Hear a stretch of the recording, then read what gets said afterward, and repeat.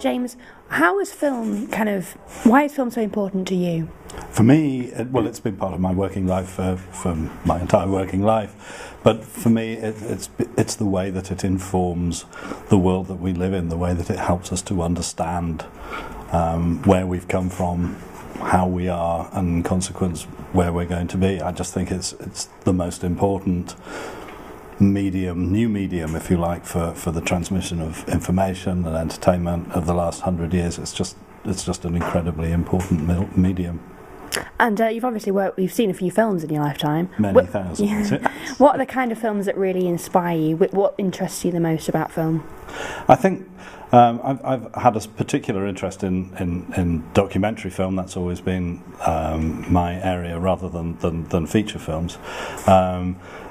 I love the great documentaries of the 1930s, but I've spent a huge amount of time looking at people's home movies and exploring the way that they can inform us in the way which actually no other films can, that they're a kind of largely unmediated, and they tell you all sorts of things about the way society is and the way we live and have lived, which is way beyond what they were ever intended to do. And I just love the fact that they kind of, it's like a snowball rolling, you know, they sort of gather more and more significance as time goes on somehow.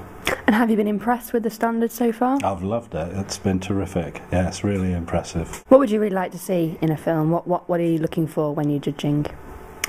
What I'm looking for is a sense of structure, is a sense of understanding and using the medium, actually being, just not doing something which you could do in any other medium, right. Something which is filmic, and using that the sense of moving image. Yeah.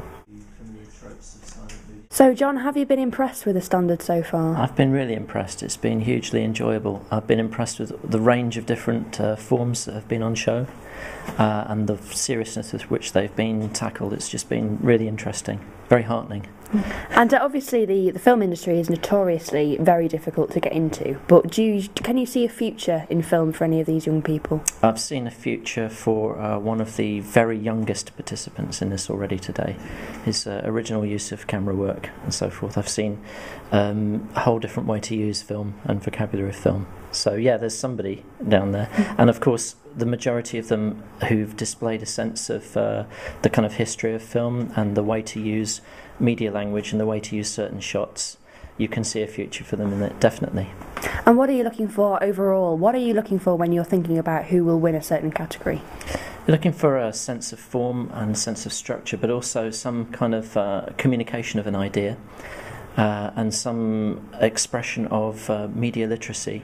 Particularly, this is a way of speaking, listening and reading and writing, using the specific form of a time-limited form, the moving image, and so looking for a sense of that as well.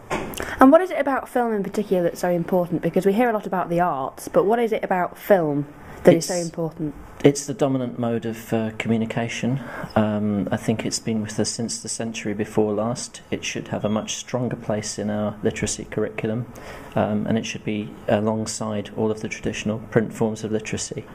It doesn't make any sense for our children and young people simply to consume vast quantities of it without having a go at being able to produce it and demonstrate their understanding in different ways.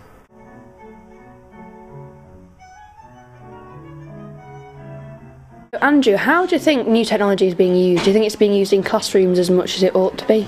Probably not as much as it ought to be, but it's definitely getting there. As the skill level of teachers in terms of digital literacy is rising, then they're starting to do more creative things with the pupils. And of course the technology is getting easier to use as well. Yeah. Lots of mobile devices, camcorders and things have got much cheaper and a lot better in terms of the quality. So we're getting there. Yeah. And have you been impressed so far with the way the children have used technology in their films? In these, Great, yeah, lots of variety. That's what I'm sort of looking for. Original use of video, different techniques, different camera angles, different. I mean, some of them that we've seen today have used several different sort of filming techniques all in one, and then pull them all together. So that's great to see. And is that what you're looking for? Are you looking for a kind of ability to use lots of different types of film techniques? Is that what you're really focusing on when you're judging them? I think really originality more than anything else, and a film technique that suits the purpose of the actual video. So just throwing a whole lot of different ones in doesn't necessarily make it good.